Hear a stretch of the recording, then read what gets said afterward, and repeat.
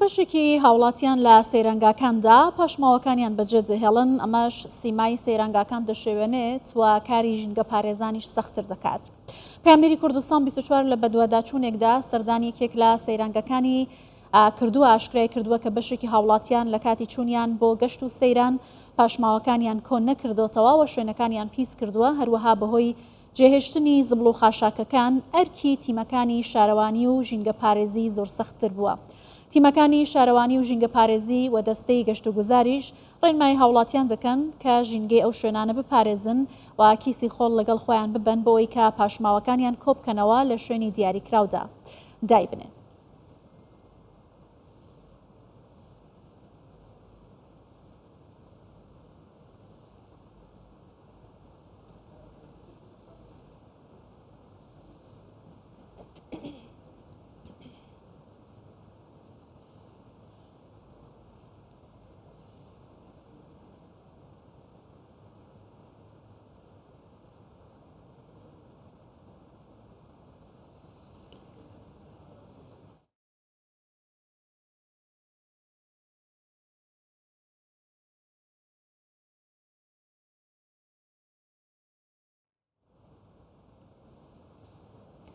بەڵێ لە بۆنەکاندا بۆنەتەوەی و نیشتمانیەکاندا بە تایبەتی هاوڵاتێکی زۆر ڕوو لە هەرێمی کوردستان دەکات، هاوکات هەرێمی کوردستان ئامادەکاری دەکات بۆ بەڕێوەبردننی ئاهەنگەکانی نەورۆز و ئادار لە کاتێکدا کە نەورۆزی ئەمساڵەکەوێتە ناو مانگی پیرۆزی ڕەمەزانەوە. ئەمڕۆ لیژنەی بینینی بانک بڕیارە لەسەر دیاریکردنی ڕۆژی یەکەمی مانگی ڕەمەزان دەدات، بەڵام لەگەڵ ئەمەدا دەستەی گەشت و گوزاری هەرێمی کوردستان ئامادەکاری خۆی کردووە بۆ پێشوازیکردن لە گەشتیاران، هاوکات ئەو هاوڵاتیانەی کە ڕوو لە ناوچە گەشتیاریەکان دەکەن. لەم بارەوە زیاتر قسە دەکەم لەگەڵ میوانەکەم بەڕێز ئیبراهیم عەبدولمەجید بەڕێوەبەری ڕاگەیاندن و پەیوەندیەکانی دەستەی گەشت و گوزار لەگەڵم دەبێت سەبارەت بە ئامادەکاریەکان بۆ هاتنی گەشتیاران.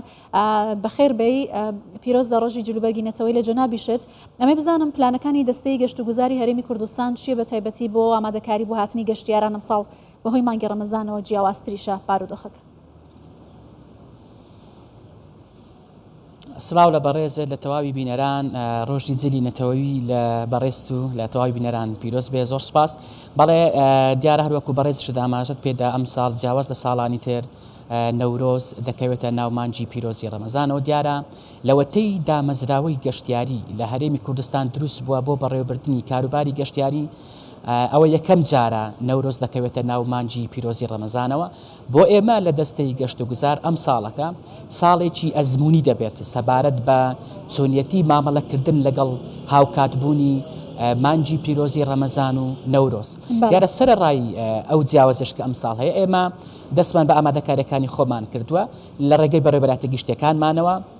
چەندین لیژنەی هاوبەش پێکێنراون بەو پێی کە لە مانجی ئادار و نەورۆز گەشتی گەشتیاران و سەردانیکارانیش زیاتر بۆ ناو سروشتە، بۆیە ئێمە فۆکەسی زیاترمان لەسەر لایەنە ژینگەی یەکەی هەر بۆ ئەو مەبەستە ئێمە لە چەند ڕۆژی ڕابردوودا لەگەڵ دەستەی چاکردن و پاراستنی ژینگە کۆبنەوەیەکمان ئەنجامدا و دواتریش ڕاگەیەنراوێکی سیانسە خاڵی هاوبەشمان بڵاو کردەوە کە تەواوی خاڵەکان جەختکردنەوە بوو لەسەر ئەوەی کە چۆن بتوانین ژینگەی ناوچە گەشتیارەکانمان بپارێزن. سەبارەت بە چاڵاکیەکانیش بێگومان چاڵاکیەکان ئەم ساڵ جیاوازیان دەبێت لەگەڵ ساڵانی ڕابردوو.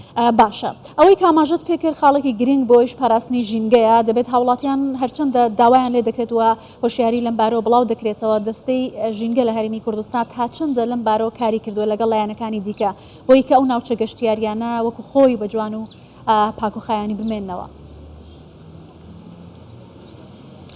بەڵێ دیارە گەشت و گوزار و ژینگە دوانەیەکی لێکدانە بڕاون بە بێبوونی ژینگەیەکی تەندروست و گونجاو ئێمە ناتوانین گەشت و گوزارێکی سەرکەوتوانەمان هەبێ. بۆیە ئێمە هەماهەنگی تەواومان هەیە لەگەڵ لایەنەکانی تری پەیوەندیدار بە تایبەتی لەگەڵ دەستەی پاراستن و چاکردنی ژینگە، هاوکات لەگەڵ تەواوی ئەو ڕێکخراوانەی کۆمەلگای مەدەنی کە لە بواری ژینگە کار دەکەن. بۆ ئەم مەبەستا ئێمە سەرڕای ئەوەی کە لەگەڵ دەستەی ژینگە وەکو ئاماژەم پێیدا ڕاگەنراوی هاوبەشمان بڵاو کردەوە، هاوکات ئەو لیژنان هاوبەشانی کە پێک دەهێنرێ هەم لە نێوانی ئێمە و دەستەی ژینگە بەردەوام ئێمە لەگەڵ ڕێکخراوەکانی کۆمەلگای مەدەنیش لە هەوڵی ئەوەدا دەبین کە کەمپەینی پاکردنەوە بۆ ناوچە گەشتیاریەکان بکەین. کەمپەینانە دەست پێکەن و تا دوای نەورۆزیش بەردەوامە بن. هاوکات لیژنەکانی ئێمە لەسەر ڕێگە گشتەکان هەروەکو ساڵانی ڕابردوو کیسی خۆڵ دەدەن بە گەشتیاران بۆ ئەوەی پاشماوەکانی خۆیان جێنەهێڵن، هەروها لە ڕێگەی بڕۆشەر و ڕێنماییەکانیشەوە بەردەوام گەشتیاران سەردانیکاران هان دەدرێن بەوەی کە ناوچەی ژینگەی ناوچە گەشتیارەکان بپارێزن لەبەرەوەی بەلای ئێمە بەڕاستی پاراستنی ئەو ناوچە گەشتیارانە ئەرکێکی هەم نیشتیمانی هەم مۆرالی و هەم دینیشە. بەڵێ بەڕێز براهیم لەگەڵ ئەوەشتا خزمەتگوزاری لە ناوچە گەشتیاریەکان پێویستە بۆی کە هەم بۆ گەشتیارانی ناوخۆ دەرەوەی کوردستانیش کە دێن لەم بوارەدا تا چەندە خزمەتگوزاری بەردەستە لە ناوچە گەشتیاریەکان پلانەکانتان چی بووە لە ماوەی ساڵدا؟ بەڵێ دیارە گەشتیار دەچێتە هەر شوێنێک بێگومان پێویستی بە خزمەتگوزاری هەیە. ئێمە ئەوەی مای خۆشحاڵیەکە گەرمە بەراوردی ئێستا بە ساڵانی ڕابردوو بکەین لە ڕووی خزمەتگوزاریەوە و هەم لە ڕووی ژێرخانیشەوە تا ڕادێکی باش چوونەتە پێش، بەڵام ئێمە هێشتا دەمانەوێ زیاتر ژێرخانی ناوچە گەشتیاریەکان کوالیتی ئەو خزمەتگوزاریە کە پێشکەش بە گەشتیارانەکرێ بەرز بکەینەوە. ئەوەش لە ڕێگەی جێبەجێکردنی پلانی 8 ساڵی گەشت و گوزارەکە. ئێمە پلانێکمان هەیە، پلانی 8 ساڵی گەشت و گوزار کۆمەڵی تەوەری استراتیژی لە خۆیەگرێ هەم لە پەرەپێدانی ژێرخانی ناوچە گەشتیاریەکان، بەرزکردنەوەی کوالیتی خزمەتگوزاریەکان و هەروەها لیژنەکانیشمان کە ئێمە کە باسم کردە و لیژنانێک پێک دەهێنرێن بەردەوام چاودێری ناوچە و شوێنە گەشتیارەکانەکەن بۆ ئەوەی ئێمە دڵنیابینەوە لەوەی کە ئەو خزمەتگوزاری پێشکەش بە گەشتیارانەکرێ لە ڕووی کوالیتیەوە خزمەتگوزاریەکن کە شیاوی گەشتیارانن. بەڵێ بەڕێز براهیمەکو لە سەرەتاشتا بەڕێزیش تاماژەت پێ کرد ئەمساڵ نەورۆز دەکەوێتە ناو مانگی ڕەمەزانەوە ئەو پشوانە، بەڵام شەوانی ڕەمەزان لە هەرمی کوردستان زۆر تایبەتن بۆ ئەم بوارە چیتان کردووە بۆ ئەوەی کە گەشتیاران کە ڕوو لە هەرمی کوردستان دەکەن بتوان لەو چالاکیانەدا بەشدار بن؟ چه پرۆژە و چ چالاکیەک لەو شەوانە بەڕێوە دەچێت؟ بەڵێ دیار ئێمە دەمانەوێ مانگی پیرۆزی ڕەمەزان بکەینە دەرفەتێک بۆ ئەوەی ئێمە بتوانین سەرنجی ژمارەی زیاتر لە گەشتیاران ڕابچێشین بۆ هەرێمی کوردستان.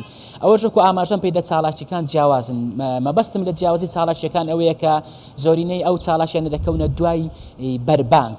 بۆ نمونە ئێمە لە زاخۆ لە یەکەم ڕۆژی ڕەمەزانەوە دوای بەربانگ ئاهەنگی ئاینی سرودی ئاینی پێشکەش دەکرێت، هەروەها فیستیڤال ئەنجام دەدرێت لە دهۆک لە سەرەتای مانگی ڕەمەزانەوە تا کۆتایی مانگی ڕەمەزان. دوای بەربانگ بازارێکەیە تایبەت بە کارە دەستیەکان، هەروەها بەرهەمە خۆماڵەکان لە شاری هەولێر لە ناوەڕاستی مانگی ڕەمەزانەوە تاوەکو کۆتایی ڕەمەزان فیستیڤالێک ئەنجام دەدرێت لە پارکی شەهید سامی عەبدوڕەحمان کە تایدا بەرهەمە ناوخۆییەکان بەرهەمە کارە دەستیەکان دەخرێنە ڕوو. لە سلێمانی و لە سۆران و لە تەواوی شوێنەکانی تریش ئێمە هەوڵ دەدەین کە چالاکی ئەنجام دەین بۆ ئەوەی دوجار وا بکەین کە ئێمە لە مانگی پیرۆزی ڕەمەزانیشدا ژمارەیەکی زۆر لە گەشتیاران بهێنین بۆ هەرێمی کوردستان و بازاری هەرێمی کوردستان ببوژێنینەوە. بەڵێ بەڕێز براهیم عەبدولمەجید بەڕێوەبەری ڕاگەیاندن و پەیوەندیەکانی دەستەی گەشت و گوزاری هەرێمی کوردستان سپاس کە لەگەڵ کوردستان 24 بووی.